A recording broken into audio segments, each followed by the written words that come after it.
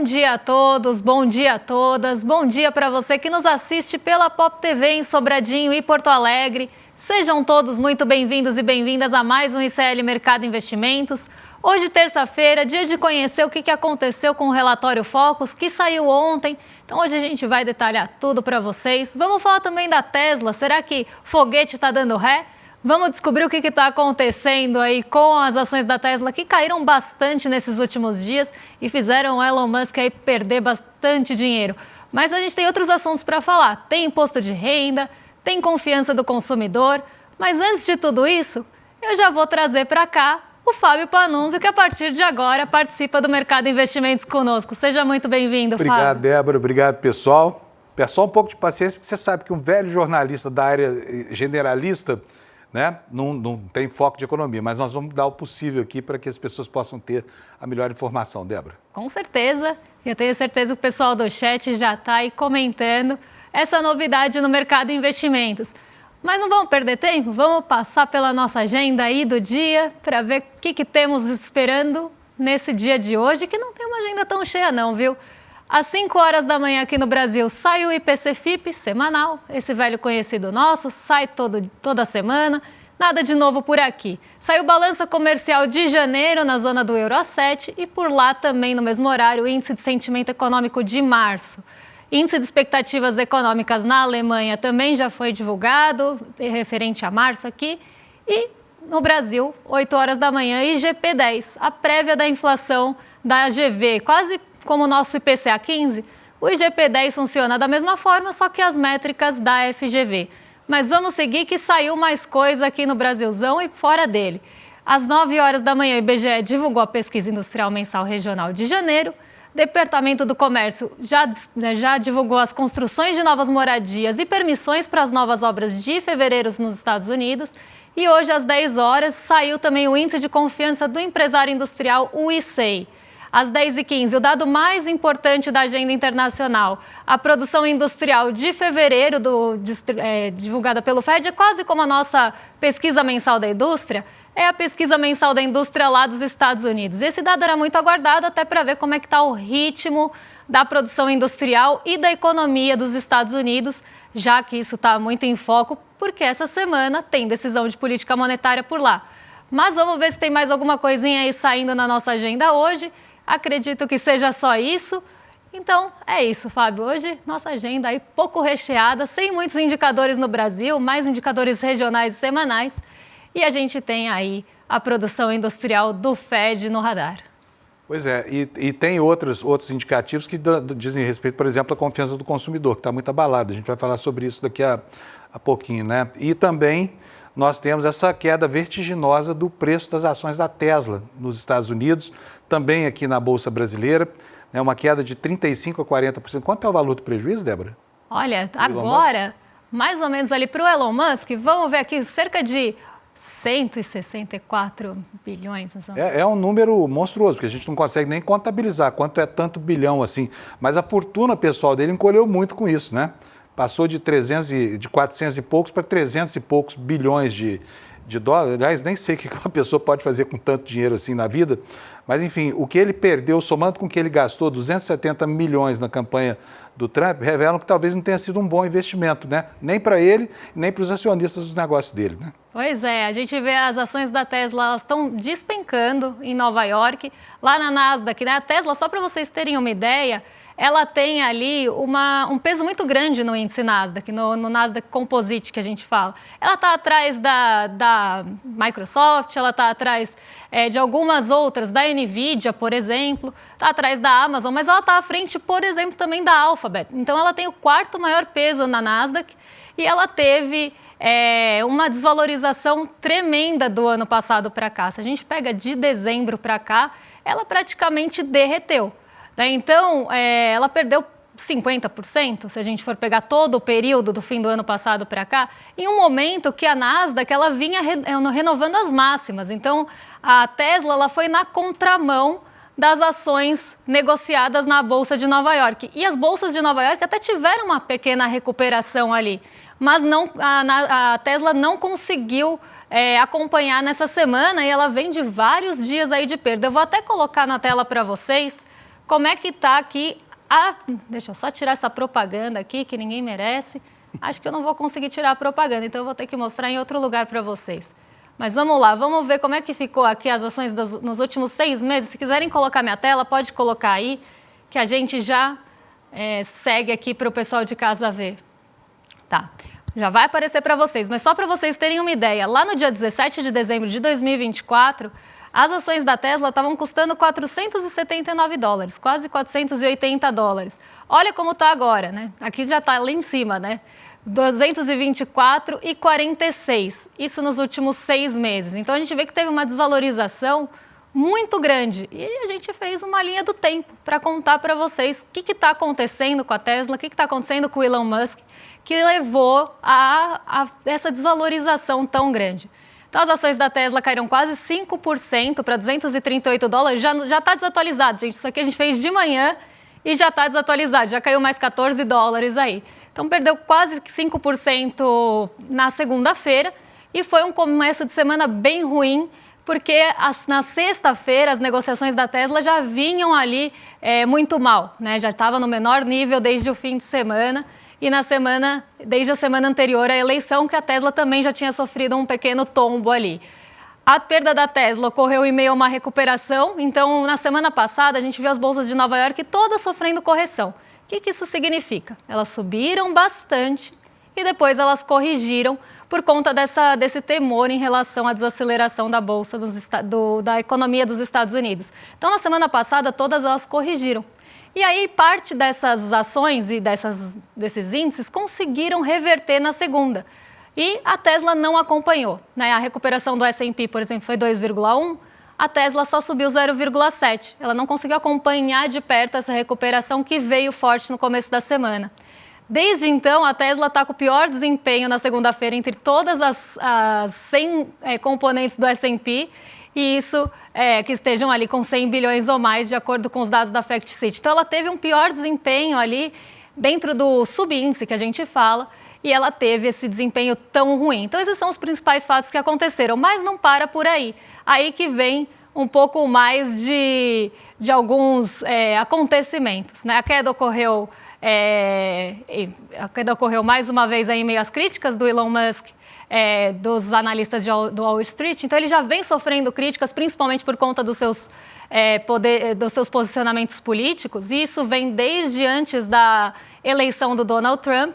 E aí tem uma série de outros fatores que mostram as dificuldades que a Tesla vem enfrentando. Então, problemas de venda, inclusive as tarifas podem começar a afetar a Tesla, e até o Elon Musk falou ontem sobre isso com o Donald Trump, né, que as tarifas podem ainda diminuir mais e deixar os preços dos veículos da Tesla um pouco mais não tão concorrentes, né? A concorrência vai ficar cada vez mais difícil por conta da China também. E a gente sabe, né, que o Elon Musk ele foi um dos principais apoiadores do Trump na pré-campanha e na campanha toda. E quando essas tarifas entram em vigor, está acabando afetando a própria Tesla com isso. Então, já tem um cenário desafiador. E aí a China, com os seus carros elétricos também em destaque, tinha-se uma ideia de que haveria uma proteção da Tesla depois que Donald Trump assumisse. E isso não aconteceu. Então, as ações também estão caindo, não só pelos posicionamentos políticos, mas também pelas questões de venda e todas as outras questões envolvendo a empresa em si. Pois é, tem muita gente apostando, inclusive nos Estados Unidos, que a Tesla é uma marca condenada, que o Elon Musk, no mínimo, vai precisar fazer um rebranding ali para poder tentar reposicionar a sua marca, né? Porque, afinal de contas, ele se transformou, sem dúvida nenhuma, no ser mais odiado do planeta. E as lojas dele, como a gente tem visto no noticiário aí, sofrendo campanhas diárias, né? Boicotes, piquetes, enfim, a situação da marca é muito ruim nesse momento aqui, né? Já tem gente dizendo que a Tesla pode, né, ter um destino muito ruim no futuro aqui. E o consumidor americano também está receoso de comprar esse carro. Por quê? Porque tem sido atacado nas ruas, né? Na Europa nós já tivemos queda em alguns países de até 60%. Então está custando caríssimo para esse Elon Musk esse apoio incondicional e todas as crueldades que ele tem feito lá, né? Enfim, fazendo uma devassa no serviço público americano, demitindo gente, participando de convenções neonazistas, como foi o caso da AfD na Alemanha. Então, ele merece cada uma das coisas que está sofrendo. A minha dúvida é se os investidores que acreditaram na proposta de um carro elétrico, de um carro inteligente, que dirigiria sozinho, vão ficar satisfeitos com esse tipo de consequência da vida política do principal acionista da Tesla, né, Débora? Exatamente. Parece que o piloto automático do Elon Musk está levando ele para a tendência de queda. Porque olha o quanto ele já perdeu. E assim, agora a gente tem os números, inclusive os executivos da Tesla estão vendendo as ações. Já teve uma saída de mais de 100 milhões em dólares dos próprios executivos que detinham essas ações, vendendo antes da derrocada. Então, eles estavam lá com o preço lá em cima, vamos imaginar, estava 474 dólares. A partir do momento que eles começam a ver que as ações começam a deteriorar, eles vão querer sair, porque eles não vão ficar com o mico na mão, não vão ficar com prejuízo na mão. Então, os próprios acionistas executivos da Tesla já venderam boa parte das suas ações. Mas para o Elon Musk, o prejuízo foi de 144 bilhões, agora o número exato. Atualmente, a fortuna dele, o patrimônio líquido dele está sendo avaliado em 319, isso já mudou porque já caiu um pouco mais, né? Mas 319 bilhões e o recorde era 464 bilhões. Então, ele perdeu aí 144 bi só nessa brincadeira.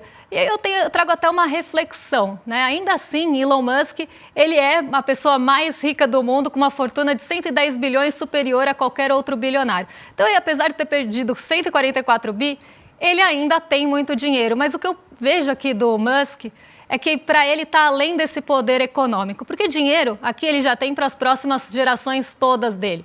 Ele já é o maior bilionário e está com uma fortuna superior a de qualquer outro. O que eu acho que o Musk busca hoje, está ali tentando comprar essa briga e esse espaço, é por poder e por geopolítica.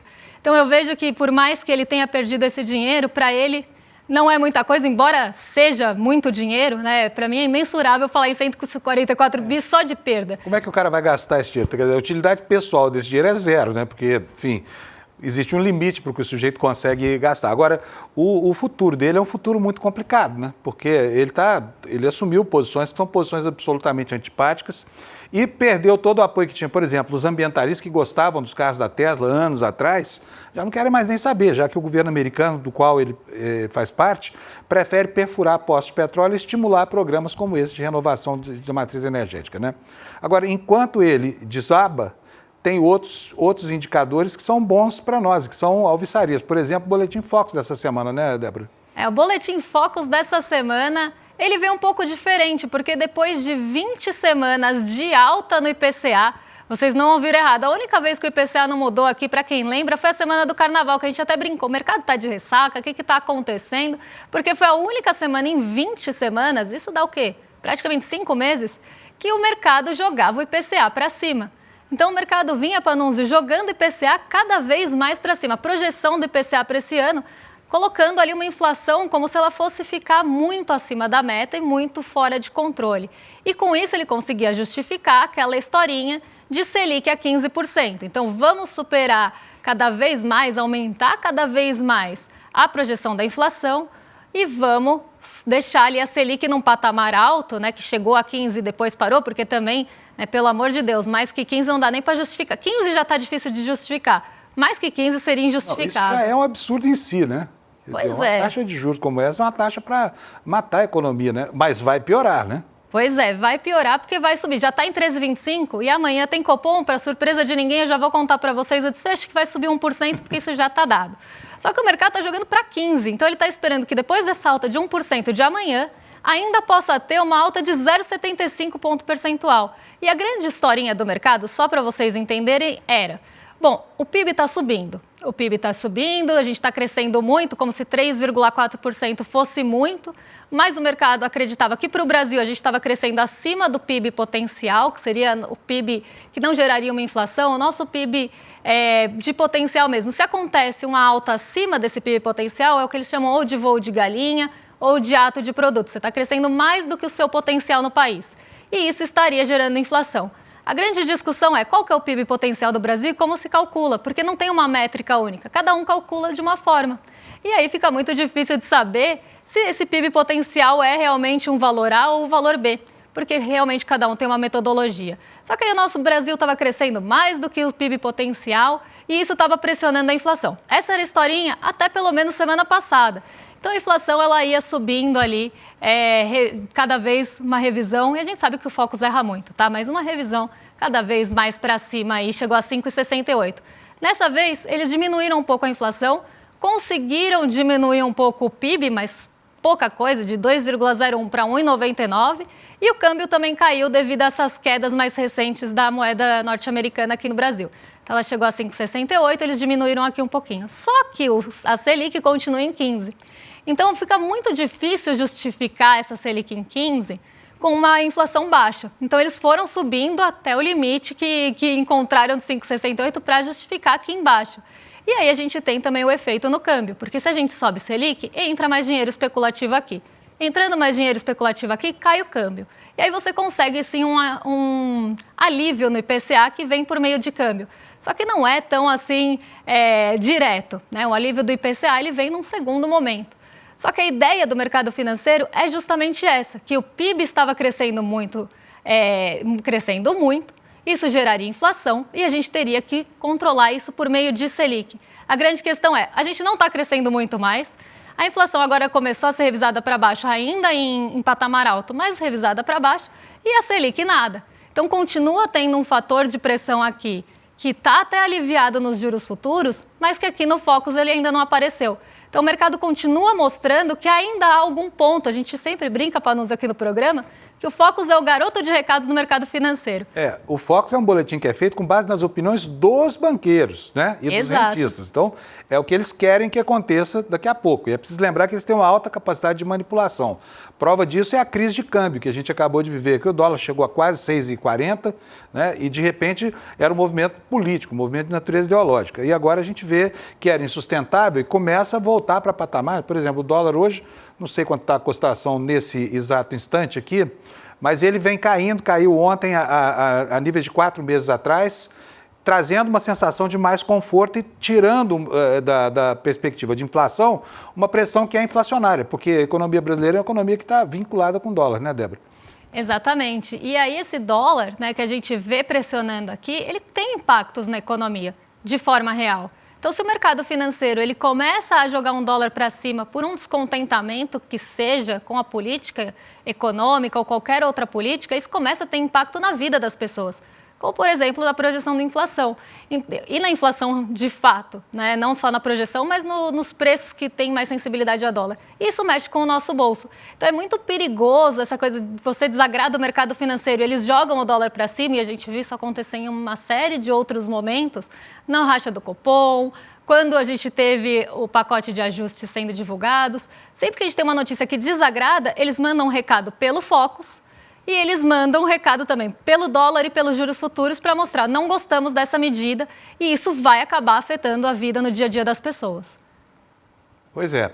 Bom, agora nós temos um impacto muito evidente sobre a economia das famílias, né? Porque tudo isso pressionando. Olha, uma Selic a esse ponto pressiona o capital de giro das empresas, pressiona o capital de investimento, né? Nós temos juros de 60%, 70% ao ano para girar capital. Isso inviabiliza qualquer empresa. Amanhã nós vamos falar aqui, inclusive, sobre o número de concordados que está crescendo no Brasil, né, Débora?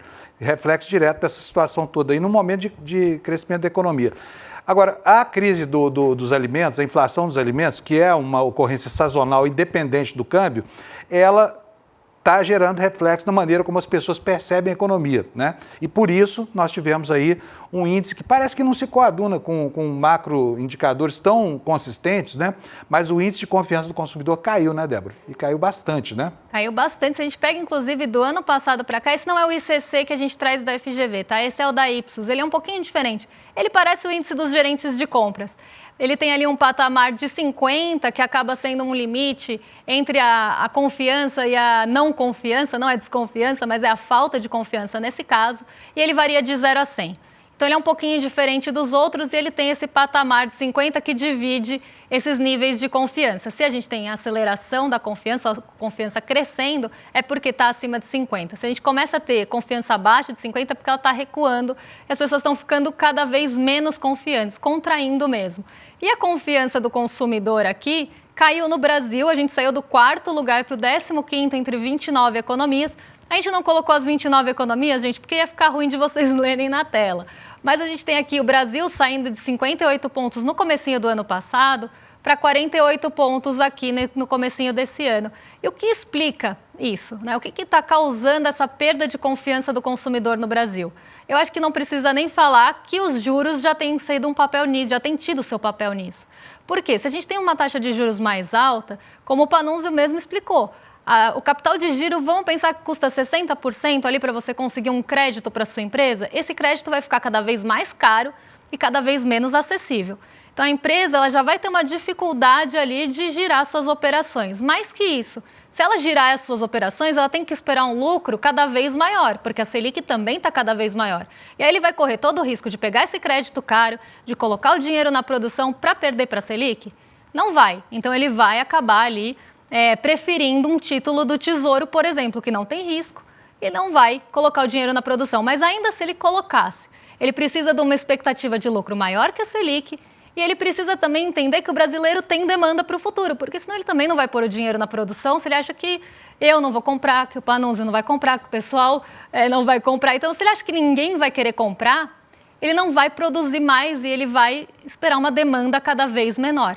E o crédito, ele também mexe com essa demanda. Porque se a gente tem um crédito para as famílias também mais enxuto e mais caro, como é que as pessoas vão comprar itens mais caros também, se aqui no Brasil eles são dependentes de crédito? Então isso já abala a confiança do consumidor. O consumidor já vê o crédito dele cada vez mais enxuto e ele não vai ali pegar um crédito para consumir, por exemplo. Outro ponto que está afetando essa confiança do consumidor, o próprio bolso dos brasileiros. Se a gente tem uma cesta básica aqui em São Paulo, consome mais de 60% de um salário mínimo líquido. Se a gente tem itens de alimentação e de cesta básica que consomem das rendas menores praticamente 26% dessa renda, só com alimentos, e esses preços não param de subir, o que o brasileiro vai olhar para o bolso e pensar? Bom, eu não consigo consumir muita coisa. O meu poder de compra está diminuindo. Se antes eu comprava 100 itens, agora com o mesmo dinheiro eu compro 75 itens. Então, eu vou cada vez apertar um pouco mais o consumo. E aí começam as expectativas para o futuro piorarem também. Porque se o empresário não tem expectativa de demanda e não coloca o dinheiro em produção, o que vai acontecer? Ele vai segurar o freio, ele vai puxar o freio de mão. Ao que ele puxa o freio de mão, o que acontece com a economia? Ela estrangula, a economia urbana estrangula. Isso aumenta desemprego, isso mexe com a massa salarial, isso mexe com a renda das pessoas. Então as pessoas também começam a ficar mais desconfiadas que elas vão perder o emprego, que a renda delas vai ser insuficiente e vão consumindo cada vez menos. Então a gente já começa a ver dois impactos muito evidentes aí, tanto da alta da taxa Selic, como do IPCA e principalmente da inflação de alimentos. Isso causa uma incerteza muito grande de continuidade desse consumo. E aí a gente entra naquela situação perigosa de ter que voltar a escolher se vai consumir alguma coisa ou se vai ter algum serviço. Então o brasileiro ele é colocado de novo nessa posição e isso já está aparecendo nos índices de confiança do consumidor aqui no caso, com essa queda de 58 para 48, né, praticamente não dá 10 pontos aqui por conta, né, dá 9,1 pontos, mas em um ano a gente deteriorou aqui a nossa confiança do consumidor e isso vem muito reflexo de juros, não tem como falar o contrário. E olha, tem gente, né, do outro lado do campo ideológico que começa a dar razão para o governo, né? O Armínio Fraga, por exemplo, ontem fez uma aula magna e disse que o Lula tinha razão quando falava, porque é assim que a economia funciona. Pressão de um lado, demanda de outro e você tem a receita do preço. Mesmo numa economia dolarizada, né? E um dos esforços do governo, todo mundo está vendo esse esforço e essa dificuldade, é para melhorar a condição de acesso a bens de consumo, né? Principalmente bens de consumo das famílias. E uma das iniciativas hoje ganha forma legal, porque o presidente Lula está assinando hoje o projeto de lei que vai conceder a isenção do imposto de renda para quem ganha até R$5.000. Vai ser fácil, Débora? Não vai ser fácil. Né? A gente viu o que fez o Congresso no fim do ano passado, quando o ministro Fernando Haddad trouxe essa ideia embalada junto com o programa de contenção, de corte de gastos. Né? Mas agora ela começa a ganhar forma, o Lula está pedindo prioridade para os líderes políticos da aprovação dessa proposta, que deve valer a partir de 2026. Né? Então é um cenário que contrasta com essa falta de perspectiva, porque essa medida aí ela vai beneficiar 10 milhões de pessoas que vão estar isentas. Hoje já são 26 milhões de pessoas isentas do imposto de renda, né? E 38 milhões e meio no total. Então, isso vai mudar o quadro, pelo menos para a classe média, que está ali na base da pirâmide social, querendo tirar a cabeça para fora da situação de pobreza em que foi colocada, vai ter um dinheirinho a mais para gastar. Não vai ajustar a economia com isso, mas cumpre-se uma promessa de campanha, né? Agora, será que passa no Congresso? Essa que é a grande dúvida, é a grande discussão, porque o Congresso, né, e principalmente se a gente olha notícias, o PL já está querendo ali desidratar.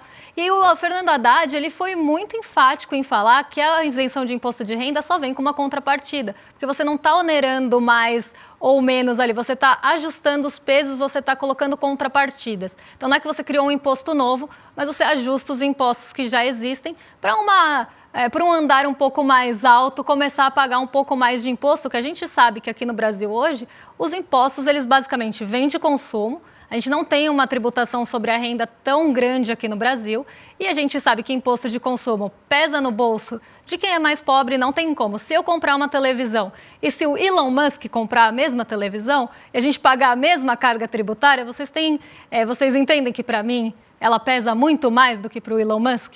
Então, você tem essa distorção do imposto sobre consumo aqui no Brasil, que é a maior parte da base tributária. E, além disso, a gente tem uma defasagem muito grande do imposto de renda. Eu até amanhã vou explicar para vocês como funciona a isenção, porque agora vai ficar um tempo muito curtinho, mas amanhã eu mostro como é que funciona essa isenção com base nos potinhos. Vai enchendo os potinhos e aí você vai tendo as alíquotas tributárias. E aí a grande dificuldade é, será que vai conseguir passar isso no Congresso, que já está tentando barrar, e se não passar a contraparte, você vai ter problema na isenção de imposto de renda, que hoje eu vejo como um grande trunfo aí do governo, para inclusive tentar estimular esse consumo, porque vai ser mais dinheiro na mão do povo, né? Não tem jeito. E os opositores do governo vão ter uma dificuldade que é de se posicionar contra, né? Porque nas negociações de bastidores é fácil, agora vai enfrentar o eleitor e explicar para ele, por exemplo, por que foi que o Nicolas Ferreira não quis votar a favor da redução de impostos da cesta básica, né? Exatamente. Então, assim, vai criar uma pressão popular. Eu acho essa uma ótima pauta, sabia? Isso e a jornada 6 por 1, inclusive, devem dar o encadeamento das pautas do campo progressista ao longo desse ano, né? E eu escuto, Panunzio, vários jornais de manhã e de várias abordagens diferentes por várias óticas. E não teve um jornal que eu não escutei de manhã que não falou da isenção de imposto de renda quando ela foi divulgada a primeira vez e que falou contra. Então, por mais ortodoxo que seja, por mais liberal que seja aquele veículo, ele falou a favor da isenção de tributação de 5 mil. É uma medida muito popular e que atinge a vida de todos e não tem como se posicionar contra. Se os congressistas se posicionarem contra, aí eles vão ter que se ver mesmo com o eleitor deles. Viu? Uma pena que essa medida, a vigorar em 2026, vai produzir pouco efeito eleitoral, viu? Por quê? Porque ela passa a valer em 2026 e só vai ser sentido em 2027, né, quando terminar o ano fiscal. Então, eu acho que o impacto econômico é maior do que o impacto político, mas, de qualquer forma, a repercussão desse assunto, que certamente vai ganhar uma ampla mídia aí na imprensa convencional e aqui mesmo na nossa, isso tudo vai dar a dimensão política que esse projeto tem. Exatamente. Panunzio, precisamos conversar, viu? Porque hoje... Precisamos, né? Então vamos colocar aqui na tela, gente, olha, isso aqui assim, agora eu vou falar sobre financiamento da atividade jornalística no Brasil, tá? É isso aqui, olha. Nós temos várias iniciativas aqui no ICL. Uma delas é este programa aqui, que estreou na semana passada, né? Um programa da Juliana Baroni, com um monte de gente bacana. Vai ao ar hoje, à noite, às 19 horas. É isso? Eu estou certo aqui? Exatamente, hoje às 19 horas. Então, para você que quer assistir, que quer acompanhar esse bate-papo maravilhoso entre mulheres que são espetaculares, né? Mulheres que são realmente boas de ouvir, porque elas têm o que falar. Então, icl.com.br/conversar, você vai entrar para o grupo de WhatsApp e assim você vai poder interagir aqui com a Ju Baroni e com o restante do elenco de Precisamos Conversar, né? Vai ficar por dentro de tudo aí que acontece no programa, então não dá para ficar de fora desse grupo. Então já sabe, icl.com.br/conversar. Vocês recebem aí as notícias exclusivas do programa. E olha, vou contar, assisti na semana passada e é um debate muito qualificado, é um debate incrível, com uma mesa ali também muito... uma mesa sensacional. Eu assisti e eu achei incrível, fiquei até mexida ali de ver mulheres debatendo assuntos tão importantes. Então já sabe, né? icl.com.br/conversar. E antes de passar para os nossos vizinhos de cima, para o rolê, já que o chat está perguntando bastante, o André ele não está mais com a gente. Ele foi seguir os novos caminhos aí na sua vida profissional. Agradeço, André, por todo o tempo que ficou aqui com a gente, contribuiu e ajudou a construir esse programa, mas agora ele trilha novos caminhos e a gente agora está com o Panunzio aqui conosco.